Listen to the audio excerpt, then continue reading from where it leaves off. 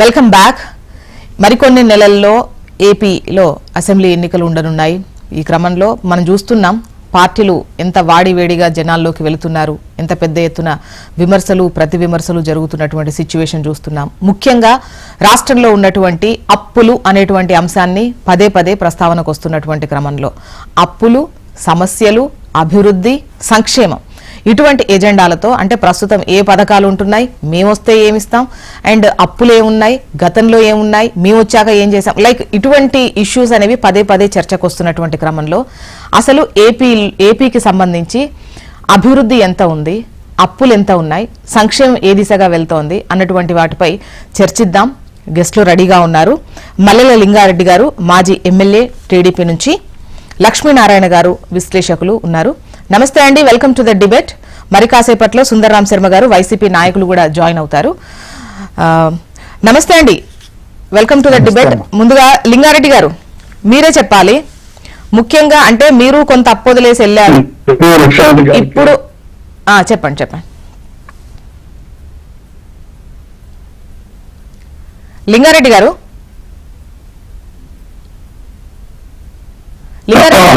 వినిపిస్తోందా? ఇప్పుడు మీరు వెళ్ళేప్పుడు ఇప్పుడు అప్పు ఉంది. ముఖ్యంగా రాష్ట్రానికి సంబంధించి ఈ అప్పుకు సంబంధించి అంటే మేమిచ్చే అమౌంట్ డైరెక్ట్ బెనిఫిట్ ట్రాన్స్ఫర్ ద్వారా ప్రజలు లబ్ధి పొందుతున్నారు, ప్రయోజనం పొందుతున్నారు, కావాలని అప్పులు అంటున్నారు. మీరు వెళ్ళేటప్పుడు అప్పు వదిలేసి వెళ్ళారు, మీరు వెళ్ళేటప్పుడు ఒక 100 కోట్లు ఇచ్చెళ్లారు, జీతాలు కూడా చెల్లించని పొజిషన్ లో వదిలేసి వెళ్లారు. అండ్ మీ హయాంలో ఏం చేశారు, మేమేం చేశాము అన్నటువంటి దానిపై వైసీపీ నేతలు చేస్తున్న విమర్శలకు సంబంధించి మీ సమాధానం ఏంటి?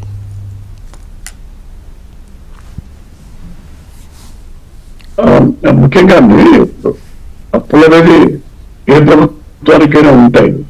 మనకు దాదాపు 70 సంవత్సరాల్లో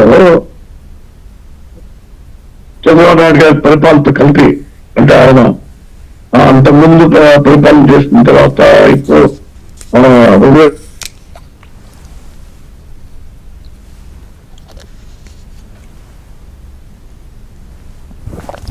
లింగారెడ్డి గారు, సమ్ సిగ్నల్ ఇష్యూ అనుకుంటాను, నాకు మీ వాయిస్ కానీ స్క్రీన్ కానీ రీచ్ అవ్వట్లేదు.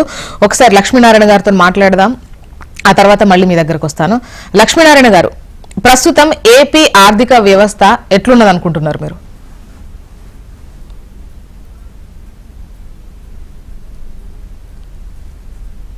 లక్ష్మీనారాయణ గారు,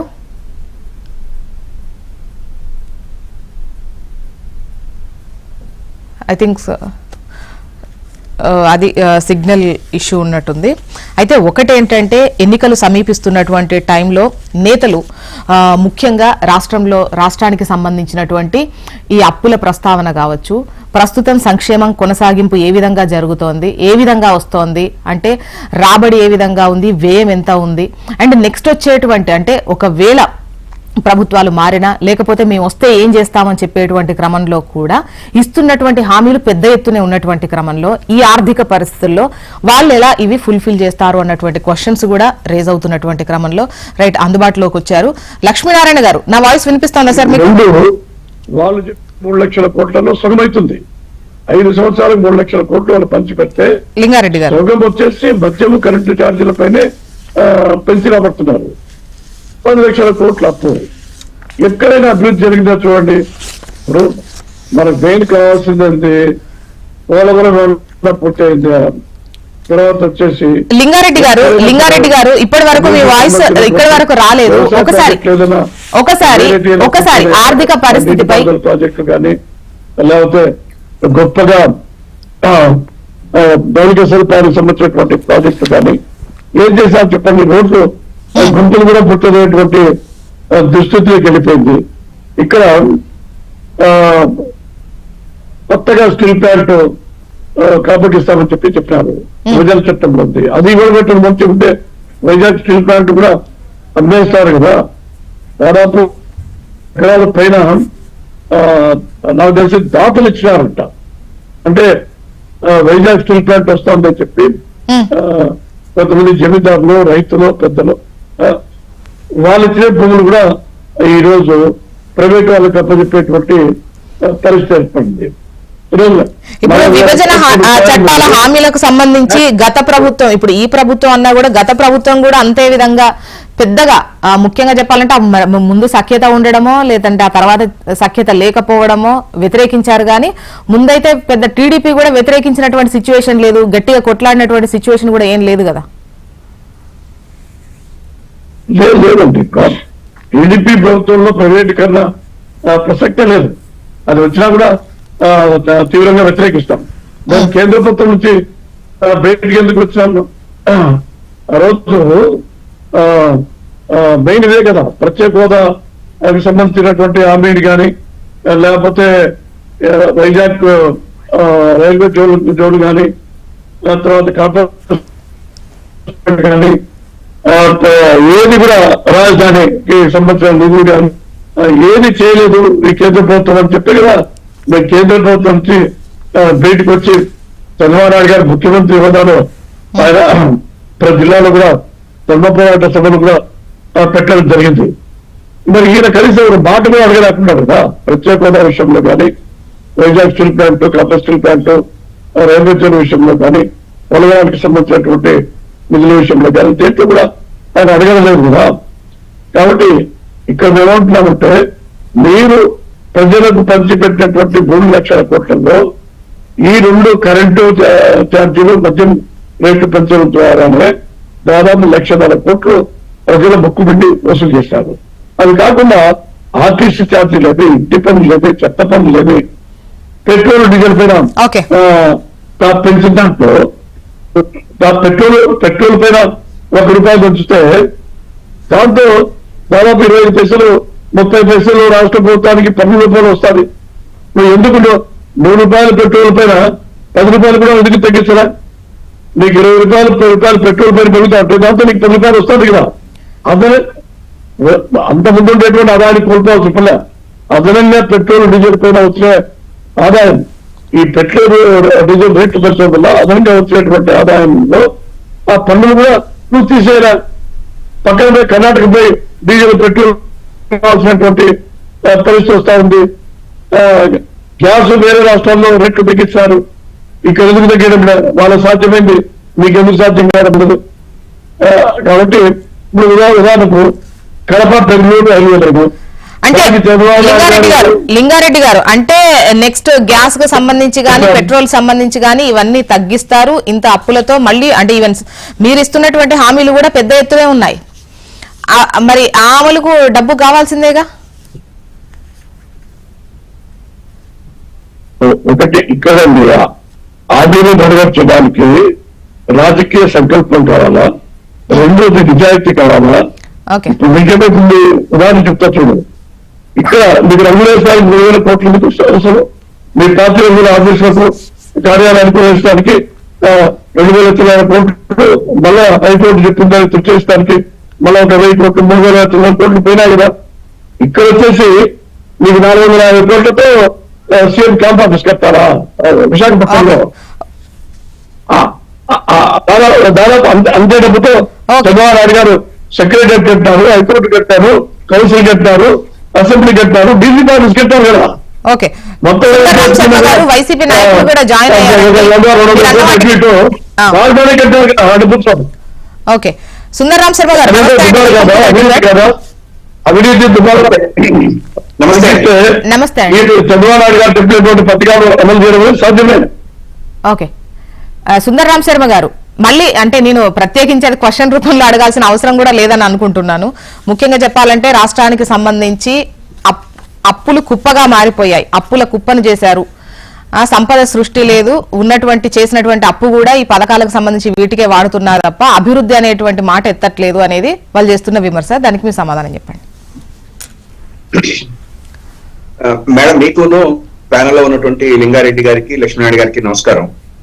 నమస్తే. ఇప్పుడు ఇవాళ ఆంధ్రప్రదేశ్ యొక్క దురదృష్టం ఏంటంటే రాజకీయ పార్టీల కంటే కూడా కొన్ని పచ్చ పత్రికలు అని చెప్పి అనాల్సి వచ్చినటువంటి పత్రికలు మాట్లాడుతున్నటువంటిదే తప్ప నిజం చెప్పాలంటే ప్రజల్లో ఎటువంటి ఇది లేదు. రుణకంఠుడు ఇప్పుడే మీరు చూపించే పేపర్లలో చూస్తున్నాను.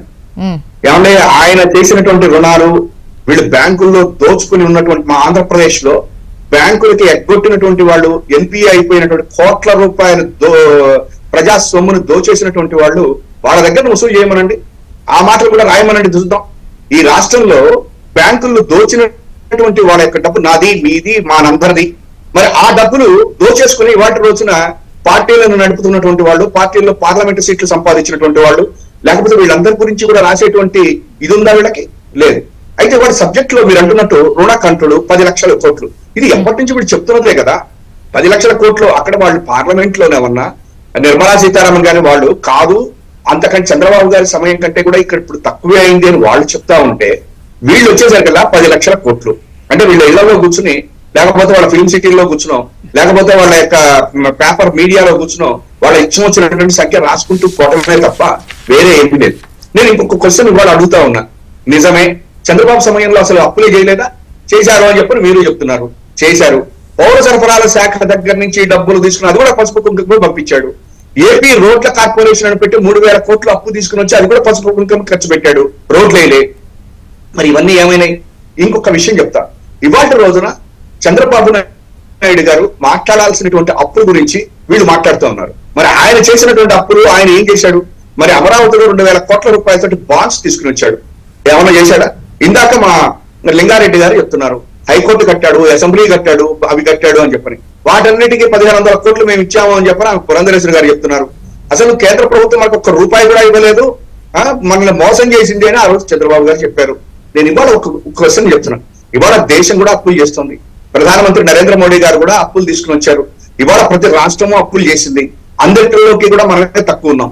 నిన్నటి దాకా తెలంగాణ బ్రహ్మాండంగా ఉంది, పెరిగిపోతోంది, తెలంగాణను చూసి నేర్చుకో అని చెప్పని ఈ పచ్చ పేపర్లు రాస్తే, మరి ఇవాళ రోజున వచ్చేసరికల్లా మాట్లాడుతున్నారు. ఇవాళ విద్యుత్ శక్తి గురించి ఆ రోజునే పీపీఏలు రద్దు చేద్దాము అని చెప్పని న్యాయస్థానాన్ని కూడా ఈ ప్రభుత్వం అనటం జరిగింది. కానీ ఆ రోజున వాళ్ళందరికీ చంద్రబాబు గారు ఎందుకు ఇచ్చాడు?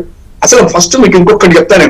కిరణ్ కుమార్ రెడ్డి గారు ప్రభుత్వ సమయంలో ఒక మాట చెప్పాడు. ఆయన రేపు పొద్దున తెలంగాణ కంప్లీట్ గా చీకటిమయం అయిపోతుంది, ఎందుకని చెప్పంటే పవర్ ప్రాజెక్ట్స్ అన్ని ఆంధ్రాలో ఉన్నాయి, పరిశ్రమలు అన్ని కూడా తెలంగాణలో ఉన్నాయి అని చెప్పాడు కదా. మరి ఇవాళ రోజున ఆ రోజున చంద్రబాబు నాయుడు గారు మిగులు విద్యుత్ ఉంటే మరి ఆయన ఎందుకు ఆ రకంగా అప్పులు చేసి పీపీఏలు చేసి రేట్లకు పెంచి అవన్నీ చేశాడు? దానివల్ల 10,000 కోట్ల రూపాయలు మనం నష్టపోతూ ఉన్నాం ప్రతి సంవత్సరం కూడా. ఇంకొకటి, ఇప్పుడు ఆయన చేసినటువంటి అప్పులకి ఇంట్రెస్ట్ ఎవరు కట్టాలి? కడుతున్నాం కదా. ఇవాళ కాంట్రాక్టర్లందరికీ 60,000 కోట్ల రూపాయలు బాకీలు పెట్టేసి వెళ్ళిపోయాడు అన్నారు. అది ఎవరు తీరుస్తారు? ఏమన్నా ఈనాడును, ఆంధ్రజ్యోతిను, TV5 వీళ్ళు ఎవరన్నా తీరుస్తారా? తెచ్చట్లేదు కదా, మనమే తెచ్చుకుంటున్నాం. పోనీ వీళ్ళు ఏమైనా ట్యాక్స్లు కడుతున్నారా మా రాష్ట్రంలో? లేదు. వీళ్ళు పక్క రాష్ట్రంలో కూర్చున్నారు, వీళ్ళ ట్యాక్స్లు వీళ్ళు ఇవన్నీ అక్కడ పోతే మాకు రావు. నేను ఇంకొక విషయం చెప్తున్నా. ఇవాళ నేను ఒక్క ఉదాహరణ అడుగుతున్నా. చంద్రబాబు నాయుడు గారు 42 సంవత్సరాలు 43 సంవత్సరాల రాజకీయ ఇదిలో 14 సంవత్సరాల ముఖ్యమంత్రిగా ఒక్క హాస్పిటల్ ప్రభుత్వ ఆధీనంలో 700 కోట్ల రూపాయల ఉద్దానంలో కట్టాడే. ఇవాళ జగన్మోహన్ రెడ్డి గారు దాన్ని చూపించరు, దాని గురించి మాట్లాడరు. అది కూడా అంటే ఆయన కొబ్బరికాయ కొట్టాక ఈయన పూర్తి చేశాడని చెప్పారంటారు. హైటెక్ సిటీ మాత్రం నాయకుడు జనార్దన్ రెడ్డి గారు కట్టింది చెప్పరు. అసలు ఆయన అదొక్కటి కట్టి, హైటెక్ సిటీ ఒకటి కట్టి, పక్కనంతా ప్రైవేట్ ల్యాండ్స్ తోటి ప్లాట్లు వేసుకుని ప్రభుత్వ సొమ్ముతోటి రోడ్లు వేసుకున్నాడు.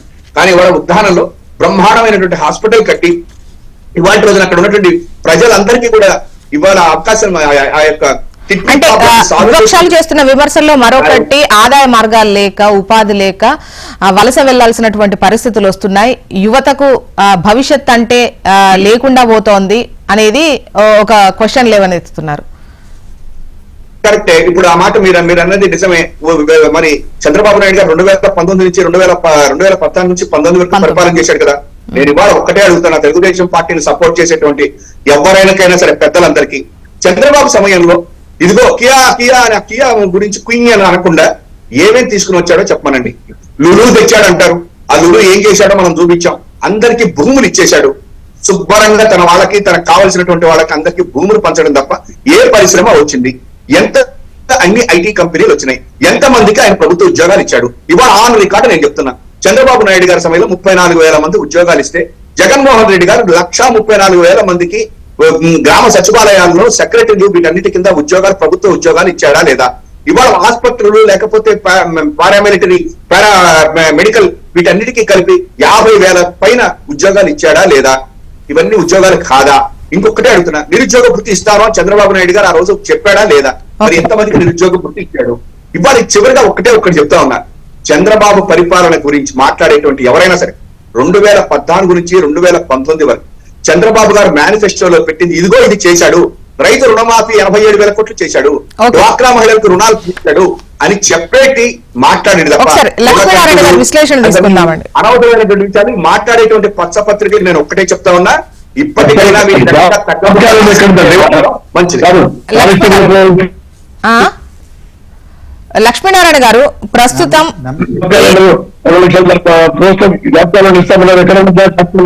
లింగారెడ్డి గారు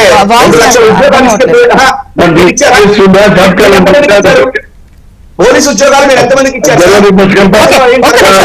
మళ్ళీ మీ వాయిస్ తీసుకుంటా లింగారెడ్డి గారు, మళ్ళీ మీ వాయిస్ తీసుకుంటాను. ఒకసారి లక్ష్మీనారాయణ గారి విశ్లేషణ తీసుకుందాం. ప్రస్తుతం ఆర్థిక పరంగా రాష్ట్రం పరిస్థితి ఏ విధంగా ఉంది ఒకసారి తీసుకుందాం ప్లీజ్.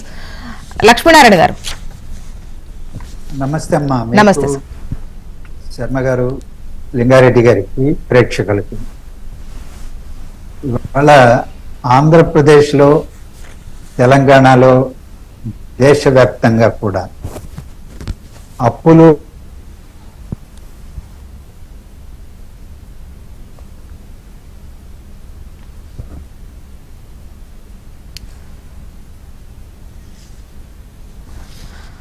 అది ప్రస్తుతం ముఖ్యంగా చెప్పాలంటే ఈ ఎన్నికలు వచ్చేటువంటి క్రమంలో రాష్ట్రానికి సంబంధించిన ఆర్థిక పరమైనటువంటి అంశాలపైనే ప్రముఖంగా మాట్లాడేటువంటి అవకాశం ఉంటుంది. ప్రస్తుతం రాష్ట్రంకి ఉన్నటువంటి అప్పులు ఎంత అన్నటువంటి చర్చ నడుస్తోంది.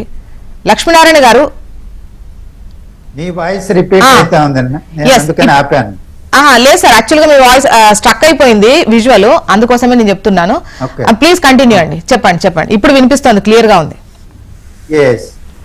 అప్పులు, అభివృద్ధి, సంక్షేమం, అవినీతి అంశాలపై ప్రధానమైనటువంటి చర్చ జరుగుతుంది. మోడీ గారి ప్రభుత్వం 1,60,00,000 కోట్లకు పైన అప్పులు చేసేసిందని, ఆయన అధికారంలోకి వచ్చేటప్పుడు 60 లక్షల కోట్లుంటే ఇవాళ అది 2.5 రెట్లు పెరిగిపోయింది. అలాగే దేశవ్యాప్తంగా చాలా రాష్ట్రాలు అప్పులు చేశాయి. అప్పుల్లో అభివృద్ధిని చూద్దామా? అభివృద్ధితో ముడిపెట్టి ఉపాధి అవకాశాలను కల్పిస్తూ ప్రజల కొనుగోలు శక్తిని పెంచుతూ అప్పులు తీర్చగలిగినటువంటి శక్తి రాష్ట్ర కేంద్ర ప్రభుత్వాలు కల్పించుకోవడం ద్వారా ఆర్థిక వ్యవస్థను పరిపుష్టం చేద్దామా అనేటువంటిది ఆలోచనే పొరబడినటువంటి నేపథ్యం. ఈ నేపథ్యంలో ఆంధ్రప్రదేశ్ గురించి మాట్లాడుకుంటున్నాం. రాష్ట్రం విభజన జరిగిన తర్వాత ఒక వ్యవసాయ ఆధారిత రాష్ట్రంగా ఆంధ్రప్రదేశ్ మిగిలిపోయింది. ఈ రాష్ట్రంలో తాగునీటి పారుదల ప్రాజెక్టులు నిర్మాణం చేసుకుంటే, కొత్త పరిశ్రమలు నెలకొల్పుకుంటే, ఉపాధి అవకాశాలను పెంచితే, ఆర్థిక వనరులు పెంచుకోవడం ద్వారా ఆదాయం పెరిగితే ఉన్న అప్పులు తీర్చుకోవచ్చు, అలాగే ఆదాయాన్ని పెంచుకొని ప్రజల జీవన పరిస్థితులను మెరుగు చేయవచ్చు అనే తాత్విక చింతనతో అప్పులు చేస్తే తప్పు లేదు. అది ఒక భావన. రెండవది, ఈరోజు ఈ గడచిన 4.5 సంవత్సరాల కాలంలో దాని గురించి మాట్లాడుతున్నాం. 12 లక్షల కోట్ల రూపాయలు బడ్జెట్లు ప్రవేశపెట్టారు. 10 లక్షల కోట్లకు పైచిలకు ఖర్చు పెట్టారు. అందులో సాగునీటి పారుదల రంగానికి 31,000 కోట్ల రూపాయల వరకు వెచ్చించడం జరిగిందని అధికారిక గణాంకాలే తెలియజేస్తున్నాయి. 10 లక్షల కోట్లకు పైన బడ్జెట్లు ఖర్చు పెడితే 31,000 కోట్ల రూపాయలు సాగునీటి పారుదల ప్రాజెక్టుల మీద వెచ్చిస్తే, కరువు పీడిత రాయలసీమ లాంటి ప్రాంతాల్లో 3.5 దశాబ్దాలుగా నిర్మాణంలో ఉన్నటువంటి ప్రాజెక్టులు కానీ ఉత్తరాంధ్ర వెనుకబడిన ప్రాంతంలో నిర్మాణంలో ఉన్న పెండింగ్ ప్రాజెక్టులు కానీ లేదా జాతీయ ప్రాజెక్ట్ అయినటువంటి పోలవరం లాంటి ప్రాజెక్టులు కానీ ఇవాళ పూర్తి కాకపోతే వ్యవసాయ ఆధారిత రాష్ట్రంగా ఉన్న ఆంధ్రప్రదేశ్ అభివృద్ధికి నోచుకుంటుందా లేదా అని విఘ్నతతో ఎవరైనా ఆలోచించాలి.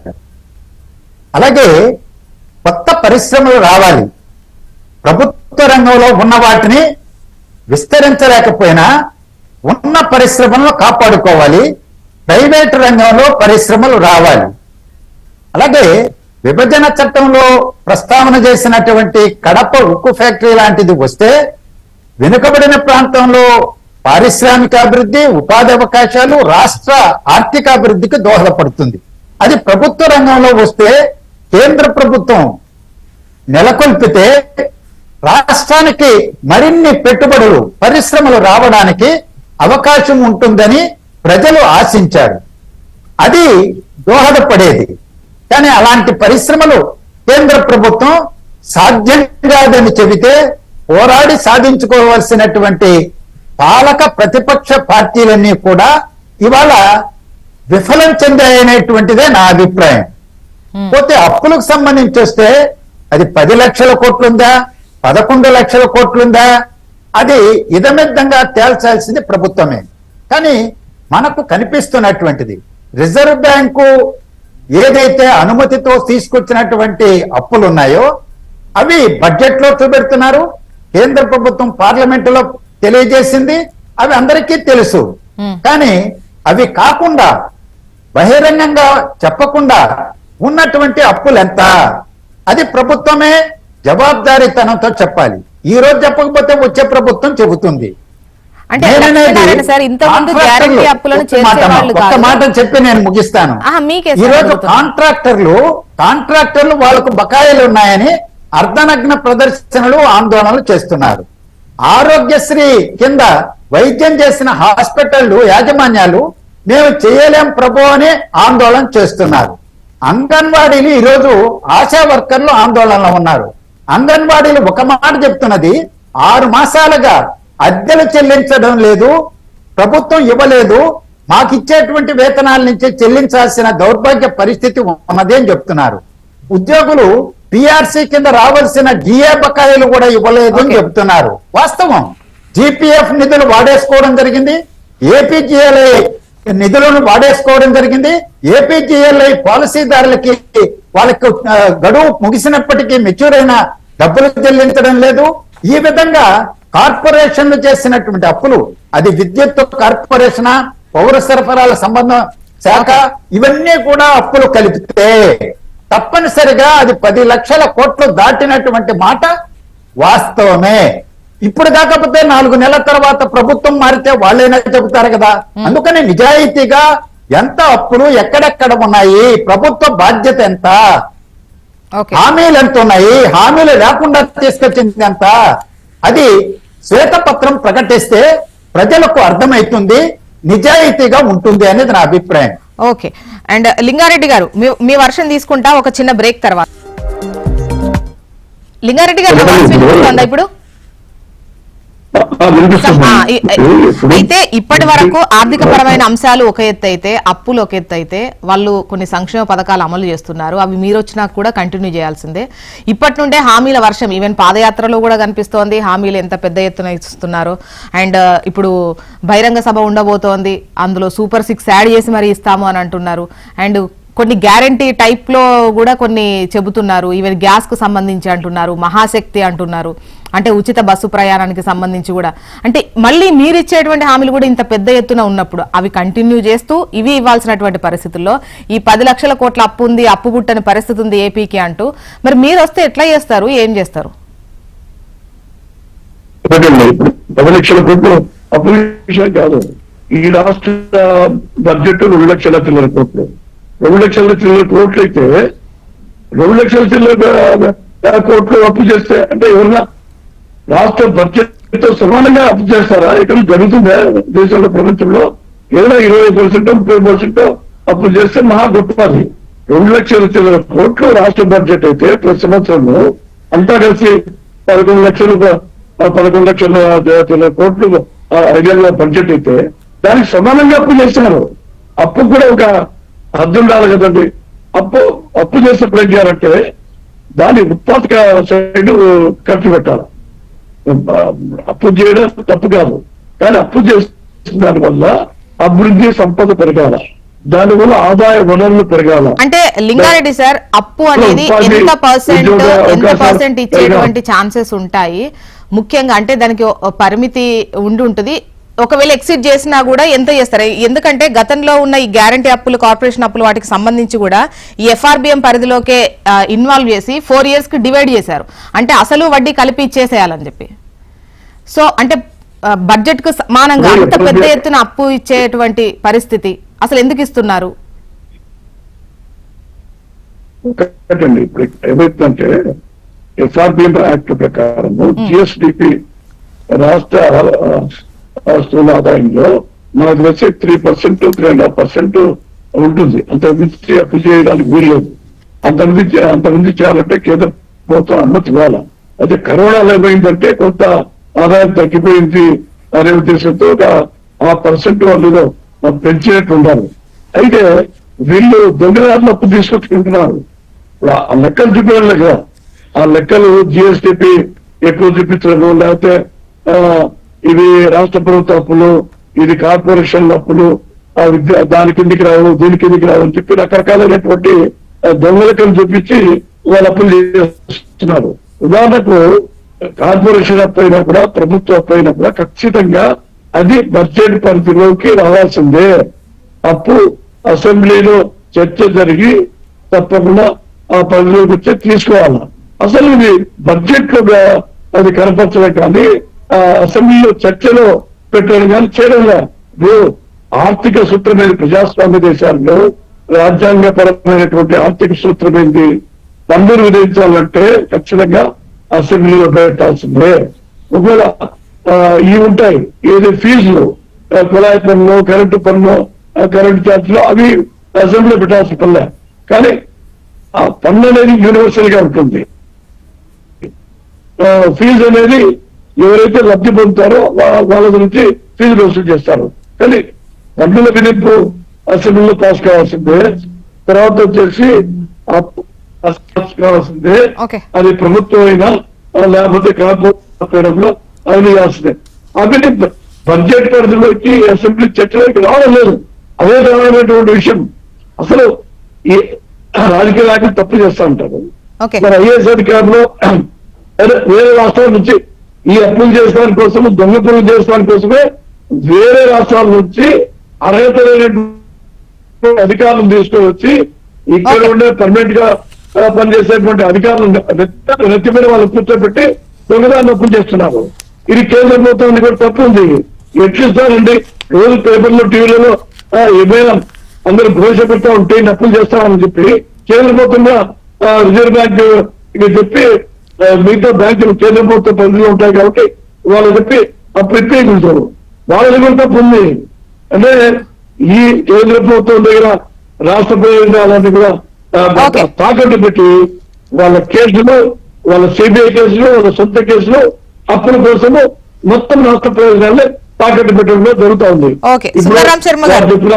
మీరే ఈ అప్పులకు సంబంధించి ఒక క్లారిటీ గాని ఇవ్వాల్సినటువంటి అవసరం. ఒక మాట అండి, 2,40,000 ఉద్యోగాలకు జాబ్ క్యాలెండర్ ఇస్తామన్నారు. ప్రతి జిల్లాలో ఇచ్చినారని చెప్పండి. ఇచ్చినారా? కానిస్టేబుల్ పోస్ట్ ఫిల్ చేశారా? డిఎస్సీ ఉందా? ఏం చేశారండి? నిరుద్యోగ వృద్ధి ఎందుకు రద్దు చేస్తారు? అన్నా క్యాంటీన్లు ఎందుకు రద్దు చేస్తారు?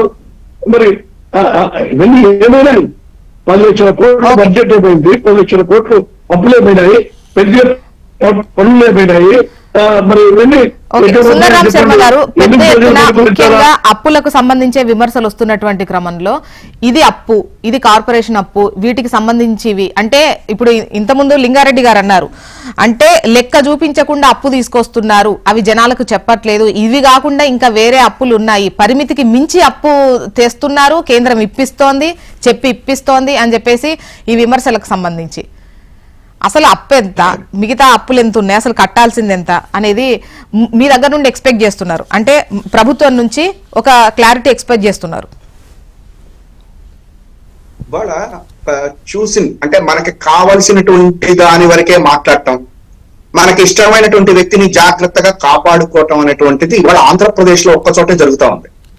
ఇవాళ అప్పుల గురించి మాట్లాడుతున్నప్పుడు వాళ్ళకి నేను ఒక్కటే అడుగుతా ఉన్నా, చంద్రబాబు నాయుడు గారు చేసినటువంటి అప్పులు ఏంటి? చంద్రబాబు నాయుడు గారి సమయంలో చేసినటువంటి కార్పొరేషన్ కి సంబంధించినటువంటి అప్పులు ఏమి చేయలేదా? కార్పొరేషన్ గ్యారంటీల తోటి చేయలేదా? మరి వాటి మీద ఎందుకు నోరు పెగలదు వీళ్ళకి? ఇప్పుడు కాంట్రాక్టర్లు ఒక మాట ఒక్కటే వస్తానండి, నేను ఒక్క నిమిషం సార్ కొంచెం మీ వాయిస్ తీసుకుంటాం, ఎందుకంటే ఇవాళ సిగ్నల్ ఇష్యూ ఉంది, అసలు ఓవర్ ల్యాప్ అయిపోతున్నాయి వాయిస్లు. ప్లీజ్ మీ వాయిస్ ఖచ్చితంగా తీసుకుంటాం. కాంట్రాక్టర్లు ఆ అప్పులు తీర్చలేదు, వాళ్ళ బకాయిలు ఇవ్వలేదు అంటున్నారు. ఎవరు చేసిపోయారు ఆ కాంట్రాక్టర్లకు అప్పులు? 60,000 కోట్ల రూపాయల దాకా కాంట్రాక్టర్లకు ఇవ్వాలి, ఇంతకు ముందు ఉన్నటువంటి ప్రభుత్వం ఇవ్వాలి. ఆయన అప్పులు చేసేసి వెళ్ళిపోయాడు. వెళ్ళిపోతే ఇప్పుడు అప్పులు ఎందుకు తెచ్చావు అని చెప్పారని ఇక్కడ క్వశ్చన్. ఆరోగ్యశ్రీ ఆ రోజున ఉన్నటువంటి వాళ్ళకి ఇవ్వకుండా వెళ్ళిపోయాడు, అది మీరు ఎందుకు తెచ్చారు? తీర్చాలి కదా అని అడుగుతారు. అన్నిటికంటే దౌర్భాగ్యమైనటువంటి విషయం, చాలా ఇదైనటువంటి విషయం ఏంటంటే 3.5 దశాబ్దాలుగా పెండింగ్ లో ఉన్నటువంటి తాగునీటి ప్రాజెక్టులు ఎందుకు చేయలేదు నువ్వు అని అడుగుతారు. మనకు కొంచెం అన్న ఇది ఉండాలా? 3.5 దశాబ్దాలు అప్పటి నుంచి ఇప్పటి వరకు చంద్రబాబు నాయుడు గారు చేయలేదు, అప్పుడు ఉన్నటువంటి ఏ ప్రభుత్వం చేయలేదు. కానీ జగన్మోహన్ రెడ్డి గారు మాత్రం ఈ 4 సంవత్సరాల్లో తాగునీటి ప్రాజెక్టులు మొత్తం కట్టేయాలంతే, పరిశ్రమలన్నీ తెచ్చారు. మరి 3.5 కాదు 40 సంవత్సరాలు ముఖ్యమంత్రి ప్రతిపక్షంలో ఉన్నటువంటి ఒక పార్టీ ఏం పరిశ్రమలు తెచ్చింది? వాళ్ళ విజయవాడ, గుంటూరు, ఆయన చెప్పేటువంటి రాయలసీమ, మనం చెప్పేటువంటి ఉత్తరాంధ్ర ఏం పరిశ్రమలు తెచ్చింది? ఎందుకు క్వశ్చన్ చేయ? 4 సంవత్సరాలలో వచ్చినటువంటి ప్రభుత్వం మొత్తం చేశారు. ఎంతటి లోపల ఆవేశము, అసూయ, క్రోధం ఉందని చెప్పంటే 4 సంవత్సరాల్లో ఒక ప్రభుత్వం ఏం చేస్తుంది, 4 సంవత్సరాల్లో ఇతను ఏం చేస్తున్నాడు అనేటువంటి ఒక్కటన్నా బేరీ చేసి మాట్లాడుతున్నామా? మాట్లాడాలి. ఇంకా కడప ఉక్కు ఫ్యాక్టరీ, మరి అదే మోడీ గారు, అదే చంద్రబాబు గారు, అదే పవన్ కళ్యాణ్ గారు కలిసే కదా మీరు చెప్పారు. మరి ఉక్కు ఫ్యాక్టరీ ఎందుకు తీసుకురాలేదంటే చంద్రబాబు గారు తేలేకపోయినా పర్వాలేదు, ప్రత్యేకతలతో హోదా యూటర్న్ చేసినా పర్వాలేదు, 4 సంవత్సరాల్లో ఏం చేశారు? నేను ఇవాళ మళ్ళా చెప్తున్నా, అప్పులు చేసి తప్పెలా ఇది చేసిపోయినటువంటి వాడు చంద్రబాబు నాయుడు గారు. ఆ అప్పులకి వడ్డీలు కట్టుకుంటా ఇవాళ సంక్షేమ పథకాలే కదా అభివృద్ధి చేస్తున్న వాడు జగన్మోహన్ రెడ్డి గారు. ఇవాళ నాడు నేడు కింద, హాస్పిటల్స్ కింద, పోర్ట్స్ కింద కడుతున్నటువంటి డబ్బులు ఇవన్నీ కనిపించదా? లేకపోతే మాట్లాడటానికి ఏమన్నా మనకి ఇదే? కొంచెమన్నా మాట్లాడండి సార్ పెద్దలందరూ కూడాను. ఇవాళ రోజున లాజిస్టిక్స్ పోర్ట్స్ కడుతున్నాడా లేదా? మీరు పోయి తిరిగి రండి, అక్కడ కనుక జరగకపోతే చెప్పండి మాకు, మేము కూడా వింటాము. రెండోది, హాస్పిటల్స్ కడుతున్నాడా లేదా? అవన్నీ ఏమన్నా మాట్లాడితే ఏమి ఉండదు. ఇంకొకటి, FRBM పరిధులు దాటి చంద్రబాబు నాయుడు గారు ఆ రోజులు అప్పులు తీసుకున్నాడా లేదా? తీసుకున్నాడు కదా. ఆ రోజు ప్రభుత్వం, కేంద్ర ప్రభుత్వం చెప్పింది ఇచ్చింది కదా. ఇవాళ FRBM పరిధిలోనే ఉన్నాము అని చెప్పి కేంద్రం చెప్తుంది కదా, అది వినం, అది ఎట్టి పరిస్థితుల్లో వినం. ఇంకొకటి, DSC ఏది?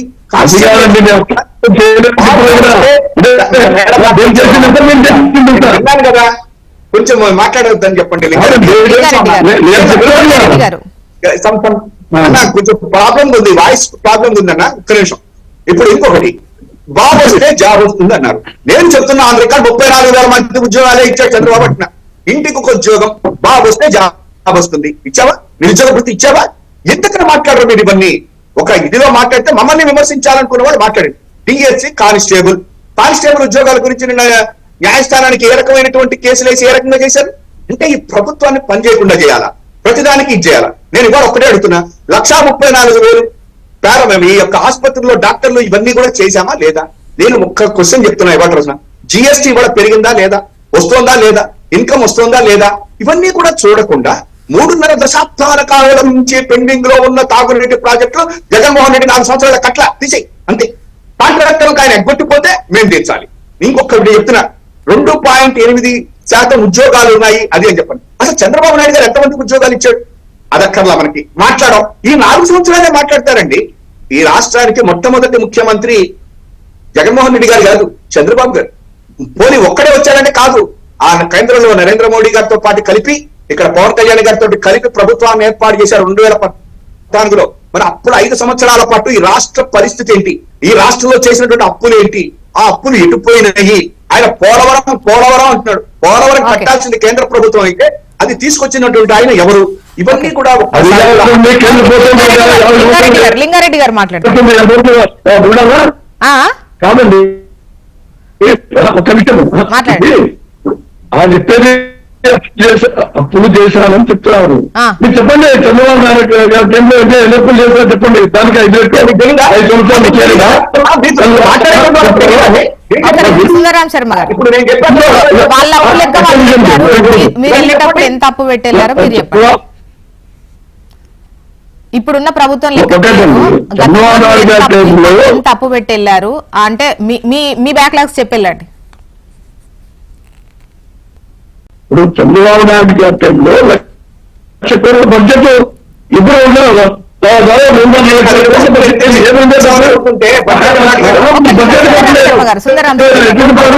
ఎన్ని కోట్లు బాధ్యత సుందరరాం శర్మ గారు ప్లీజ్. వినండి, చంద్రబాబు నాయుడు గారి టైంలో 1,90,000 కోట్ల బడ్జెట్ ఉంటే ఇప్పుడు 4,00,000 కోట్ల బడ్జెట్ అయింది. తర్వాత మొత్తం స్వాతంత్రం వచ్చేప్పటి నుంచి చంద్రబాబు నాయుడు గారి టైం వరకు 2,00,000 కోట్లు అప్పు ఉంటే ఇప్పుడు 10,00,000 కోట్లు అప్పయింది. ఏమైంది చెప్పు? 10,00,000 కోట్లు 12,00,000 కోట్ల బడ్జెట్ ఒక్క నిమిషం. 22,00,000 కోట్ల అప్పు ఆదాయం కలిసి 5 ఏళ్ళు వస్తుంటే మీరు 18,000 అప్పులు ఎంత, చంద్రబాబు నాయుడు గారు చేసినటువంటి అప్పులు ఎంత, అది చెప్పమనండి ఆయన్ని. ఓకే, నేను చెప్పాను అదే కదా చెప్తాను.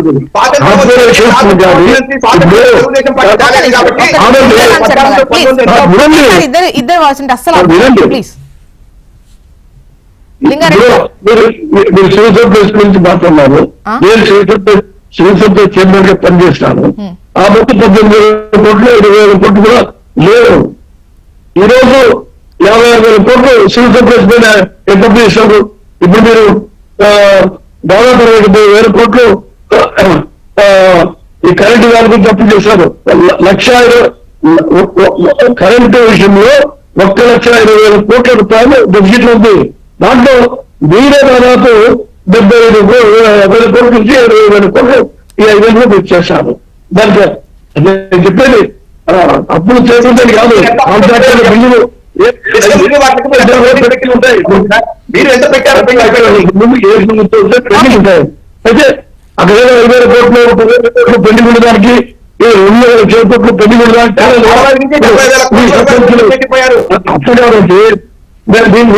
మీ సర్పంచులు 10 లక్షలు నీరు చెట్లు బిల్లు ఇవ్వక, ఉపాధి హామీ బిల్లు ఇవ్వక, మీ కాంట్రాక్టర్ మళ్ళీ ఉపాధి హామీ వద్దండి. మీరు ఎన్ని అప్పులు చేసి వెళ్ళారు మీరే చెప్పారు కదా. కోర్టు మాత్రమే ఒక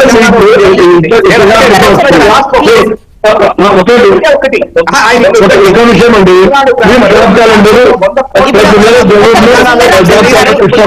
లింగారెడ్డి గారు జనాలకు చెప్పే వాటిని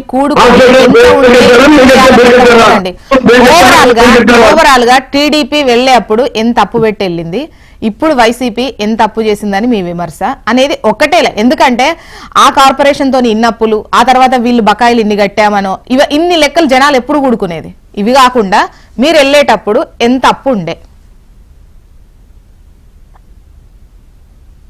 లింగారెడ్డి సార్, అప్పు చేశారు. మా ప్రభుత్వం వస్తే గవర్నమెంట్ అనేది కంటిన్యూస్ ప్రాసెస్. డిస్టర్బెన్స్ ఉంది నాకు. ఆన్సర్ అయితే మళ్ళీ ఒకసారి లైన్ కరెక్ట్ అయ్యాక తీసుకుంటా ప్లీజ్. లక్ష్మీనారాయణ సార్, ఇప్పుడు మీరు చూస్తున్నారు, ఒకటి 2 ప్రభుత్వాలు వచ్చాయి రాష్ట్రం ఏర్పడ్డ తర్వాత. ముందు టీడీపీ, ఇప్పుడు వైసీపీ సర్కార్. అండ్ ఈ క్రమంలో రాష్ట్ర ఆర్థిక పరిస్థితి, నెక్స్ట్ వచ్చేటువంటి హామీలు కూడా మీరు వింటూనే ఉన్నారు ఎప్పటికప్పుడు.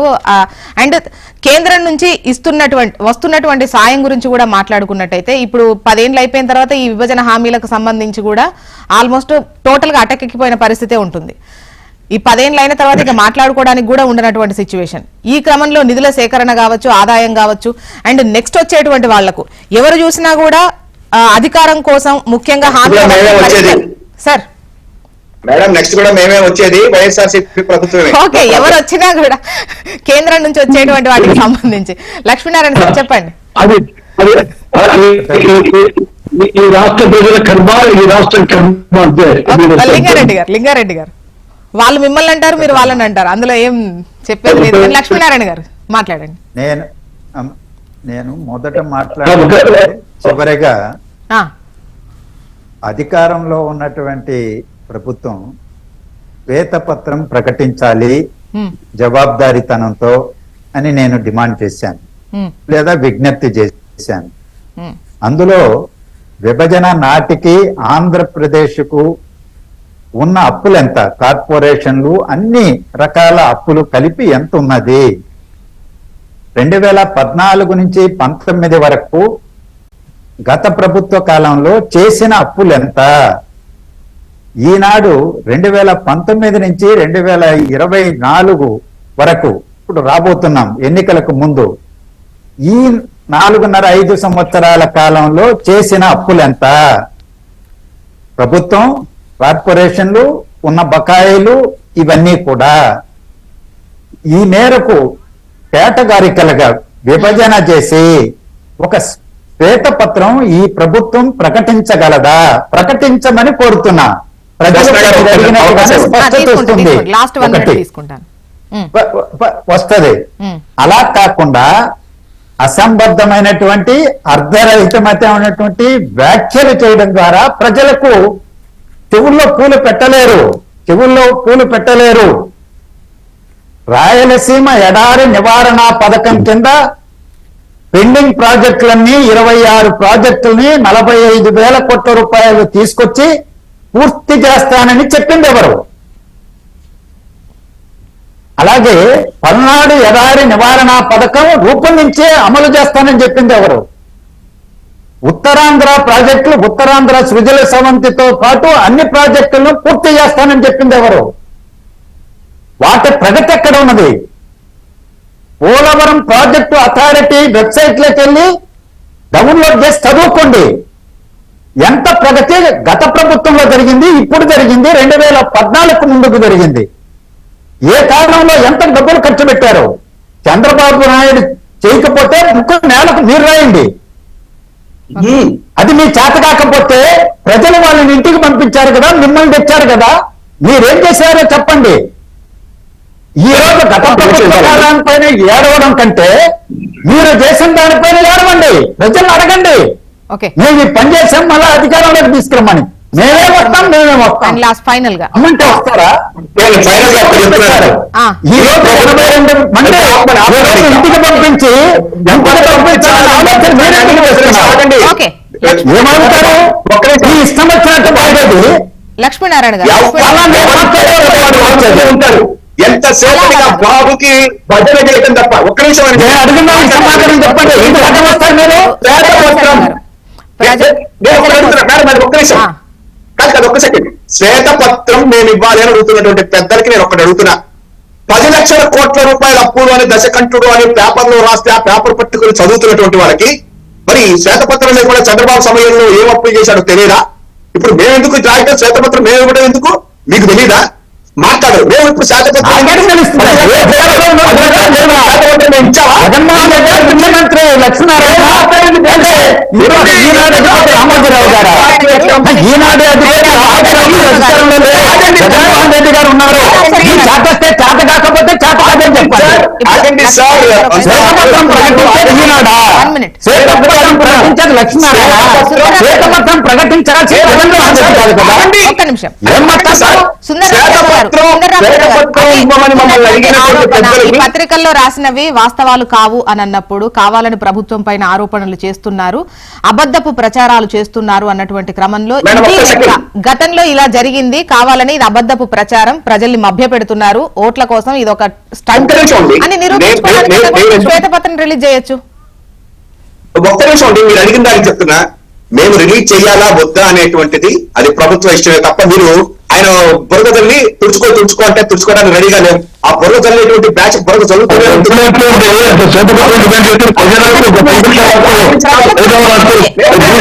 ఉంటుంది కదా, ఇది చదివిన వాళ్ళ శర్మ గారు ఒక చిన్న మాట. ఇది తప్పు అని అన్నప్పుడు లక్షల మంది చదివేటువంటి పత్రికలు సో ఈ క్రమంలో వాళ్ళు ఇదే వాస్తవం అని అనుకుంటే గనక వైసీపీకి ఇబ్బందికర పరిస్థితులు ఎదురయ్యేటువంటి అవకాశాలు ఉంటాయి కదా. అందుకోసమైనా ఈ రాష్ట్రంలో ఈ పేపర్లు, ఈ ఆంధ్రజ్యోతి, ఈనాడు, ఈ విశ్లేషకులు వీళ్ళందరినీ నమ్మేటువంటి రోజులు లేవు. లేవు కాబట్టి 23 సీట్లకే ఇచ్చి ఆ పార్టీని పంపించి 150 మాకు ఇచ్చారు. దాని గురించి భయం లేదు. ఇవాళ ఈ పేపర్లో రాసేది ప్రజలు నమ్మట్లేదు, కానీ దీన్ని ఆధారంగా చేసుకుని మాట్లాడి శ్వేతపత్రాలు కావాలనే వాళ్ళు నేను ఒక్కటే అడుగుతున్నా, మమ్మల్ని శ్వేతపత్రం ఇవ్వండి, మీరు ఇన్ని అప్పులు చేశారని మీకు అంత బాగా తెలిసినప్పుడు ఇంకా శ్వేతపత్రంతో అవసరం లేదు. కానీ Okay, right. చంద్రబాబు సమయంలో ఉన్నటువంటి అప్పుల గురించి కూడా చెప్పండి. Okay. నెంబర్ 1. నెంబర్ 2, మేనిఫెస్టో ఒక్క నిమిషం అండి, మేనిఫెస్టో సమయం. అవన్నీ కడతామన్నావు ప్రజల స్రవంతి అన్నటువంటి వాళ్ళు మరి ఇంతకు ముందు రుణమాఫీ చేస్తారు, డాక్రా మహిళలు, అంగన్వాడీలని గుర్రాలతో తొక్కించినటువంటి వాళ్ళ గురించి ఎందుకు బుధాన్ని వేసుకుని వస్తున్నారో కూడా ప్రజలు మిమ్మల్ని చూస్తున్నారు అనేటువంటి ఓకే,